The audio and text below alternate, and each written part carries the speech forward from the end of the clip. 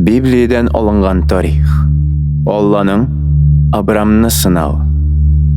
Абрамның улы Исаак үсеп җиткәч, Алла аның дөрестлеген сынау өчен Абрамга әйткән: Абрам, үзеңнең жараткан бердән-бер улың Исаакны алып, мин әйткән җиргә бар. Тауга менеп, аны учакта корбан китеп. Абрам таң белән торып, ишәгенә утын төяп, улы Исаак белән 2 яшь үсмер малайны алып, юлга чыккан.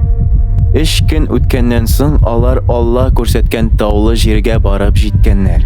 Шунда Абрам яшь үсмер малайларга әйткән: Без тауга менеп, анда Аллага иман китерербез.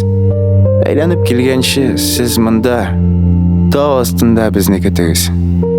Абрам улының аркасына утын төяп, пычак һәм ут алып Исаак белән тауга менеп киткәннәр. Юлда Исаак атасыннан сораган: Атам, менә без ут белән утынны алдык. Корбан өчен бәрәнне каян алабыз? Абрам әйткән: Улым, Алла бәрәнне үзе күрсәтер. Алла күрсәткән тауга менеп җиткәч, Абрам учак жагарга урын әзерләгән. Шунда Исаакны бәйләп, утыннар еме өстенә салган. Исаакны бәрән кебек корбан итәргә дип, Абрам кулын күккә күтәргән. Аннары пычак алган.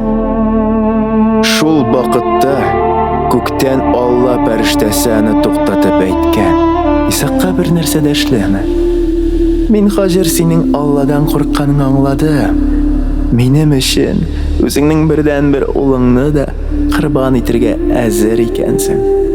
Шуннан соң Абрам күзләрен күтәреп, куаклар арасында чуалган сарык бәрәнен күргән. Шул сарыкны алып, Аллага корбан китергән. Аннары Раббының фәрештәсе Абрамга 2нче тапкыр әйткән: Алла сиңа болай дип әйтә: Үзем белән ант итәм, бердән-бер улыңны жәлләмичә, бу эшкә барганың өчен мин синең тормышыңны бик яхшы итәрмен. Синең тукымың аркылы бу бәрәкәтле тормыш җир йөзендәге барлык халыкларга таралачак. Кем бертеген саный алмаган кебек, синең тукымыңны да санап бетерә алмаслар. Бу эшләрне башкарганнан соң Абрам үзенең яшь үсмер малайларны алып, бергә кайтып киткәннәр.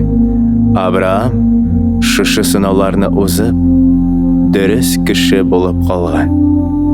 Бу безнең өчен яхшы үрнәк.